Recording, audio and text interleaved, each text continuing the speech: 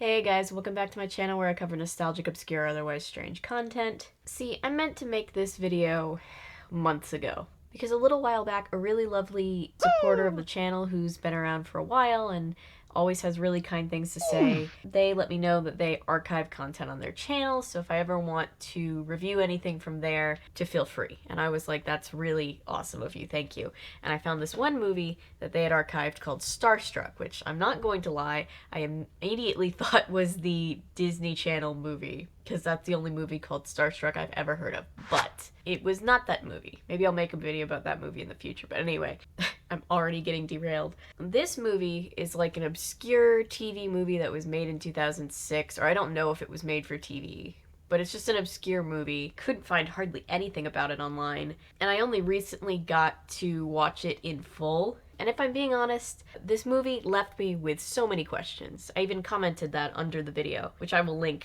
So if you guys want to watch this movie in full, go to Convenience Store Entertainment's channel and check it out. We're just gonna get into it.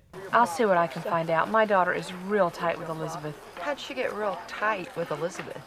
They just did. So this movie starts out with a bunch of ladies talking smack about everybody. They're just like spilling tea left and right. You can tell it's 2006 by this one lady's hat. And I will say right off the bat, I'll come back to it in a couple different parts, but you remember a couple videos back when I talked about that Lego backlot game and how unrealistic it was to making a movie? This one is almost too accurate. My son heard Penelope talking about him recasting some part. Well, I don't understand. What part are they recasting? I think these are supposed to be extras sitting around playing cards, talking smack about everybody. Super accurate. The more this movie goes on, the more you will realize that if you have experience in the film industry, you might get a little bit of more flashbacks from this movie, but let's just keep going. Well, I heard Kim sleeps with anything that's breathing. That's how she got this movie. They're trash talking a bunch of actual children. I didn't get this when I was first watching it, but like all the people they're gossiping about, just straight up kids. Look, I hate to trash kids I don't even know, but I've heard Elizabeth is a nut and her friend Kim is even nuttier. And they have no chill about it. Damn. Wait, who's Kim sleeping with? You mean now? This is just a really awkward conversation. I was so happy to see this conversation be over. Where are the rest of the goddamn extras? He says walking into a field of extras. Or maybe he's like back at base camp. I don't know. Like the cut made it look like, and I would like to believe that he just walks into an open field of extras and it's like, where's all these damn extras I'm looking for? Tired of always having to look for these people. This character is another character's dad. I'll get into that later. It took me half the movie to figure that out because there are a lot of characters and I could not keep any of them straight or their relationships to each other. Like, I still couldn't tell you anybody's name. Except for Elizabeth. But the main girl, Elizabeth. She's just an old sourpuss. Elizabeth. Because she gets trashed a lot and people are just like, ugh, Elizabeth. Elizabeth deserves better. Will we have the extras here on time? We lost $10,000 yesterday due to casting screw-ups. No, it wasn't casting. They were here. It was the van. I don't want to hear it. Do you know why? Like this conversation. This is such an accurate conversation. Who the hell is this grotesque woman with the refrigerator hair? And why is she the first thing I see every morning? I've already seen this twice. I don't know what woman he's talking about. If I was gonna stop and talk about every time I was confused, we'd be here all day. Maybe that's just me. Maybe it's my brain. Was he here all night? I don't know. I'll take care of it. Immediately. So then this girl goes over to this child actor who's just sitting by a bale of hay. Hey, little man. Hey, little woman. Listen, I just saw Stuart. Was he drinking? Was he alone? Was he with someone? Maybe that girl that hangs on him like some kind of growth. And just starts grilling him with questions that I don't know how he's supposed to have answers to. He's a child. Nobody stays on set at night. Nobody. Don't yell at me. I didn't do I'm just telling you. I know it's not your fault and you don't have any reason to know about this stuff, but I'm still yelling at you. You gotta talk to him, okay? So she sends this child to go talk sense into this other character. Oh, I just noticed there's a dog there. For a second I was like, is it a boom in the shot? And then I realized it's a living animal. I didn't know you were in the school scene, Sweet Cakes. Stop calling me sweet cakes. And then all of these kid actors are sitting around talking amongst themselves about, I don't know, who's dating who. Oh, poor Stuart. I don't give you the time of day. You can't stand it, can you?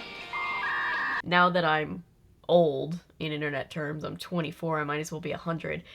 Now that I'm old, when I watch back things where like young teenagers are talking about their dating lives, I just get uncomfortable because I realize how young they are for that. Back when I was 13, 14, I would watch like Hannah Montana and not find it weird at all that she basically is just talking about her dating life for 5 seasons of that show when she started at 12. But now it's really uncomfortable to watch.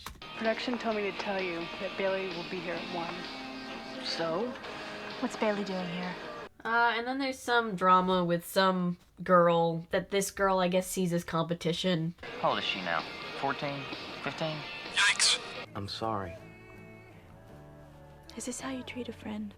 I thought they were dating. This is why I'm so confused. This is just my confusion encapsulated. I guess we're not friends.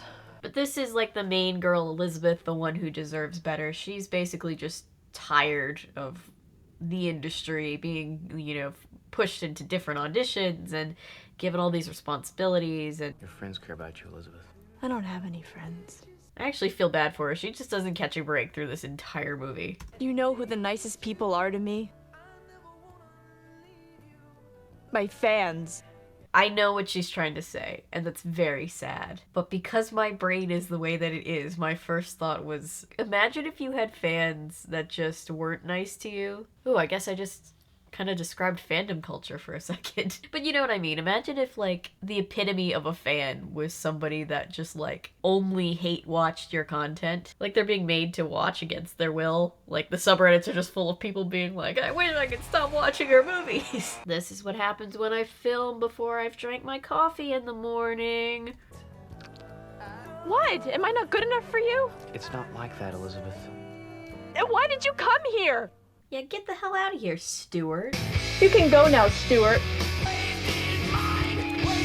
Oh god, terrifying. Just a lurking baby doll. Dana, stop it. You're driving everyone crazy. Yeah, small child, you're driving us crazy having that children's toy. Why are you yelling at her? Dana, stop it. I don't think you could call what she did yelling. Where are you going?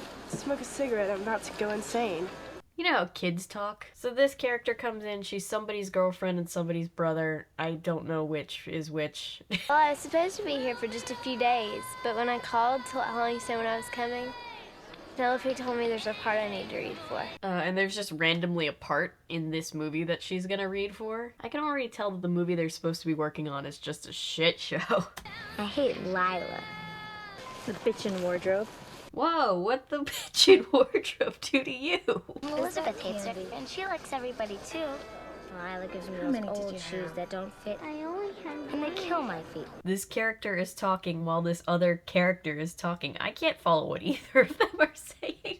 There's a bunch more, like, relationship-y drama that's going on. But the main thing that's interesting me is the question of whether or not Pepsi was a sponsor or if they just had to cover up the fact that they were using Pepsi products. Because I keep seeing things that are clearly Pepsi branded, but, like, it's not, like, fully in view. So I genuinely don't know what the relationship between Pepsi and this movie were. And then it just randomly cuts to this guy in his underwear, and apparently he's the director. What's that about? Elizabeth. And he, like, doesn't like the main actress, Elizabeth. She's just a kid. Yeah, a kid who's making $500,000 for 6 weeks' work. He's just like, ugh, she's a human being with feelings? Those aren't allowed on my set. Maybe I could help. Right. No one can help her. What did Elizabeth do? She hasn't even really done anything. Damn. I've just seen her be sad, and everybody's like, ugh, that Elizabeth. No one can help her. You know, I don't even know why I bother. So now you're hurt. Don't flatter yourself. This is another one of those movie conversations that I don't understand. It's like, guy says something really hurtful. Girl is hurt. Guy, what, are you hurt now? Girl, no, I'm not hurt. You don't hurt my feelings. I don't even have feelings. I'm tired of walking on tiptoes trying to keep this so-called relationship together. I mean, walking on tiptoes is a thing that you can do, but it feels like they jam together the terms walking on eggshells and tiptoeing around, and it just sounds funny to my ear. You know, you can be such a baby. So this lady's like his wife. Would you leave your wife for me? Oh, I'm sorry, not his wife. I just had a bad dream. I used to be afraid of things when I was real little. There's something so funny about little kids saying when I was little. You know what I was afraid of? What? The moon. The moon? I used to see the moon outside my window sometimes. Sometimes I was so afraid I would hide under my covers, and I couldn't sleep. Did somebody try to tell this girl that the moon wanted to kill her dog or something? Why the moon? My grandmother gave me this. It's a moon necklace. She told me to keep it close and look at it anytime. Here's a necklace with the thing that you're terrified of on it. I'm also realizing as I edit this that I thought up until right now that these two characters were sisters, because this seems like a very big sister, little sister thing. But the little girl who said my grandmother,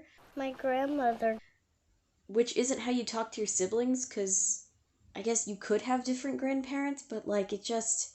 Do you see why I'm confused? Do you see why I find this movie to be very confusing? Somebody make it less confusing. Oh, and this girl/sister/girlfriend ? Gets cast for her part. Why are the doors locked between our rooms? What? The doors, they're locked between our rooms. Well, I'll unlock it. Calm down. Kid needs a Snickers bar, Jesus. Get out of here! Get here and innocuous in here in my eyelids now! Mother! What did she say? Get here and innocuous in here in my eyelids now! Mother! I can hear the microphone clipping. They said the lobby's full of, you know, girls. Kind of like fans. How many fans are we talking about? So then she gets chased by a bunch of fans in her bathrobe. The security at this hotel is not good. Cut. Elizabeth. Outside. Elizabeth's getting bullied by the director for not knowing her lines perfectly. What the hell is going on in there? I think they were trying to be creative with this shot and everything, and I appreciate the effort. But you know that scene from Community where Abed and Troy are just making fun of everybody, and then they realize that everybody can hear them out in the hallway? I can hear you through the window, morons. Just pretend like you sleep. It's like that. It's like, outside, I need to talk to you privately. Answer me. What's going on? Everyone can hear everything being said. Oh, and then you remember how the director was with someone that wasn't his wife? Well, his actual wife calls, and he has just like this very personal conversation while everybody's standing around on set, and it's super awkward.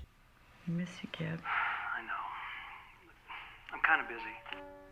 Every time I get myself oriented to a storyline going on, another storyline comes up. You remembered? Of course I did. Sweet 215. Everybody's just standing around like, Jesus, we just need to get this shot. Cut! See, they know not to go through the door when the red light is on. Something that Lego Studio Backlot did not know. A lot of people are worried about you. Who's worried? Me. A lot of people are worried about you. Who's worried? Me.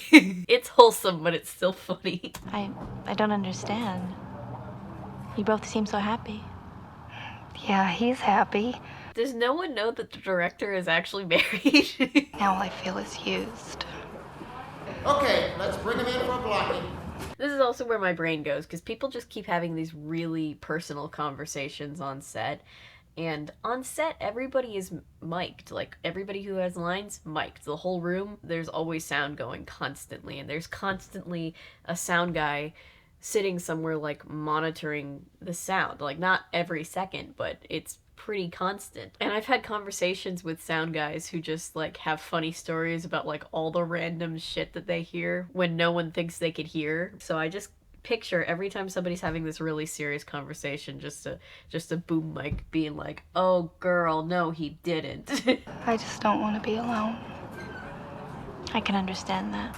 See, I feel like this movie really wants to tackle serious topics, but it's a combination of too many characters that all run together for me and my ADHD that's just causing me to not be able to focus on that, and I just keep focusing on the things that are silly about this movie. And that's depressing, you know? Why don't you leave him? Sounds so much easier than it really is. I'm sorry, but they're talking about the director of the movie when the director is probably right there. He's an asshole. I can't believe I'm sitting here. I saw Chalk Sale 4 times. You were awesome. Ooh, she's just fangirling. She's really out here being the main character. I mean, she's not, but you know, she's out here living that YN life. Is she not the main? I guess Elizabeth's supposed to be the main character, but there's so many characters. Oh, isn't that the most adorable thing you've ever seen? No. Elizabeth's here. Where? Too late. Elizabeth's here. Where? Right in front of them. There's more relationship drama. I'm gonna be real. I don't care. Don't make out where people are eating. Come on, guys. No. I just don't see why those stupid girls won't leave him alone. What? They think everything he says is funny. They're just starstruck. The background music is so loud. They're just like having conversations that are supposed to be important, and meanwhile there's just like a saxophone player just like going to town. When I go home, I'm gonna check her blood sugar. No, Daddy. I think she's been sneaking, even things she's not supposed to.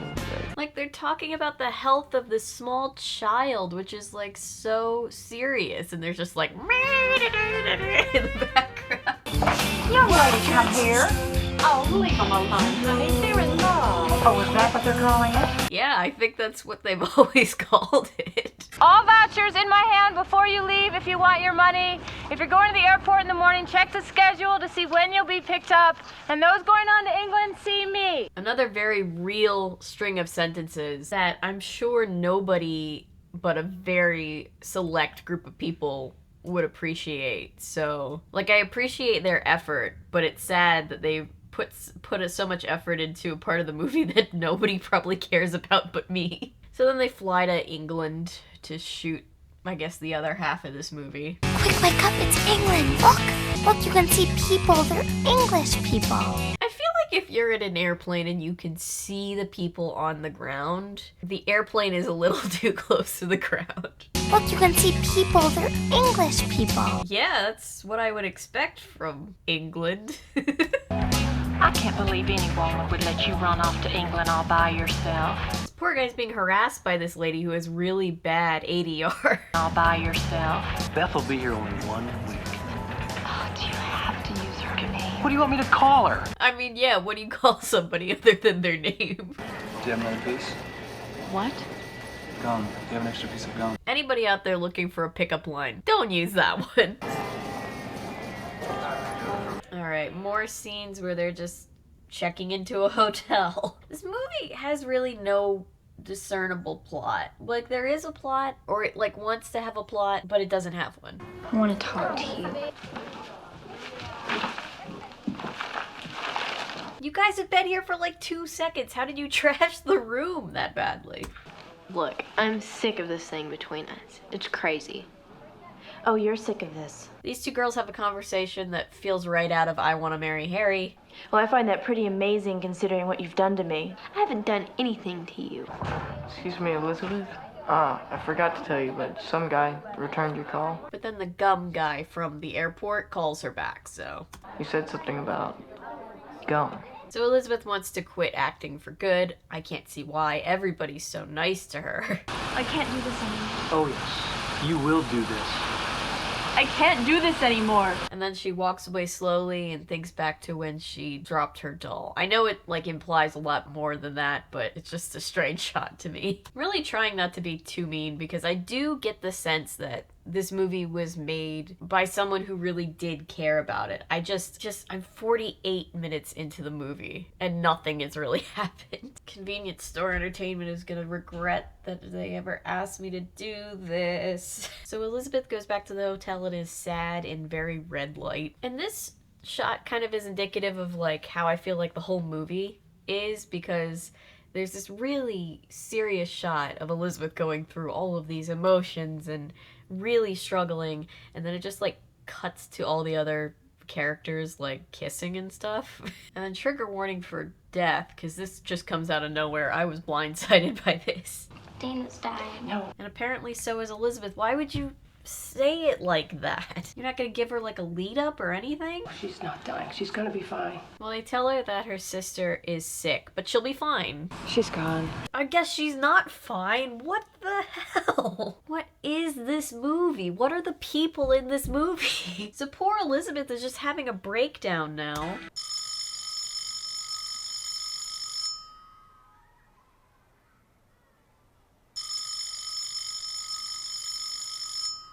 Answer the phone! I don't know where Elizabeth is. I can't find her. I called everywhere. Elizabeth goes off to see her gum-chewing boyfriend, and no one can find her, and they're just like, we have no idea why she would want to leave. It's not like she's been verbally abused this whole time and just went through a major death in the family, and we expect her to keep working today. She was supposed to be here 2 hours ago, and I can't find her, and Gibb's completely insane. Didn't even give her a day off, god damn. Like, the main actress is just in grief. And they're just like, that lazy bum didn't show up for work. There's also this poorly lit shot. There's this poorly lit shot. What did you find out? God, nobody knows anything. Like, she's straight up missing. They don't even, like, contact the police. They don't know if she's okay. Like, who raised these people? The guy at the airport. What guy? I don't know, it was some guy. So they finally find the guy that she's hanging out with. Put your damn hands down. Sounded like he was in the other room when he said that. What? Ambassador Finley's residence? And her boyfriend is just an ambassador's kid. Just randomly. Ambassador. Is that like a preacher? More like a prince or lord. But I'm happy that Elizabeth is happy. There's a scene of them trying on hats, which, again, not connected to anything. It wouldn't matter. See my mallet? What? Again, less than 10 minutes ago, a child character died. What am I watching? You know Mark Jensen, the director. I could put a good word in for you. So the director bribes Elizabeth's friend with a lead role if she tells him where Elizabeth is.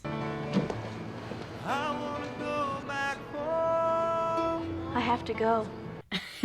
I like the on-the-nose choice to play this song. I wanna go back home again. When she says she needs to go home. He told her that he was gonna fire her if she didn't tell him where Elizabeth was. Are Wendy and Kip gonna break up? Well, he's married, so like everybody's acting like this couple is like endgame, and he's actively married, not trying to get out of his marriage at all. So what's the bottom line? You know how kids talk. And cut! Okay, that's a big wrap on the movie. Elizabeth comes back, she finishes the film, and then it flashes forward to that next Christmas. And they're having this, like, I think it's like a reunion dinner or like a dinner for them to all get together after the fact, but it looks like they're in the same hotel, which makes it seem like they came back to the same hotel in England just to meet back up, which is strange. When he got into town, he left a message on my machine wanting me to meet him at his hotel. This lady says that she broke up with the director. I at least wanted to see her, like, yell at him. There'd be, like, a big breakup scene after everything she's been through, but no, it just happened off screen. I'm not going to do any more films. Elizabeth says that she has quit acting. Good for her. After Dana died, I realized that life is so fragile. Oh yeah, the sister dying was just kind of like a by the way. I already kind of forgotten about that. And then we cut back to the ladies from the beginning just gossiping about these children. I read in the Star Reporter that she and Stuart had something going on last summer when they made that movie in South Carolina. Apparently this is on the set of a different movie, which is interesting because it looks exactly the same as the set that we just were on. But he probably couldn't put up with her highfalutin attitude, and she is a cold fish, you know. Honestly, that hat, I'd like to say that I never owned a hat exactly like that, but I owned several back in the day. I feel sorry for her. Why? Or is it a flashback? I don't know. I don't know. I'm so confused. I'm sorry. Well, I think we should just be glad that our lives aren't a mess like theirs. Here, here. Let's play cards. And then that's the end of the movie. It just cuts to black. You know, she's jeopardizing everyone and everything in this shit in film. And And then we see bloopers, which is actually kind of endearing because I really like when they have bloopers because, let's just say anything that I've ever acted in, there's been many, many bloopers. But yeah, that's that movie. I feel like this movie was made with genuine want to tell a story. You know, genuinely, I feel like they wanted to deal with heavy topics and, like, you know, what it is to be a child star and, like, all that they go through. And I think that's a really good thing to make a movie about. Like, that's a really good conversation to have. But I'm just so lost. That could just be me. I hope I'm not just tearing apart your favorite movie, convenience store entertainment. But yeah, I talk about this with a lot of different things that have this problem where there's like way too many characters. They all have their own thing going on simultaneously and it's just hard to follow. It's like there's all these white people that look exactly alike. I can't tell them apart. I don't know most of their names. And I still don't. I've seen this movie twice now. I still don't know really anybody's name. I think somebody was named Wendy. Wendy's gonna pick her up Saturday. But I will give them credit for getting a lot of aspects of filmmaking correct, even though the shoot that they were working on seemed to be an absolute shit show, and I had war flashbacks to some very interesting sets that I have worked on in the past. But yeah, my film nerd brain really did like hearing them actually get proper film terms correct. So that is something I will give it. But yeah, that's it for this video. I'm sorry. This video might be terrible. I don't know. This feels just like it's gonna be a mess. Thank you for being here. Thank you for watching, liking, commenting, subscribing, sharing. Everything you do to support this channel means the world to me. If you're new here and you're a fan of nonsense, maybe consider sticking around because I post nonsense all the time. And remember, my name is Avery. I'm a YouTuber if you say so because thanks to you guys, this is technically a YouTube channel. Bye.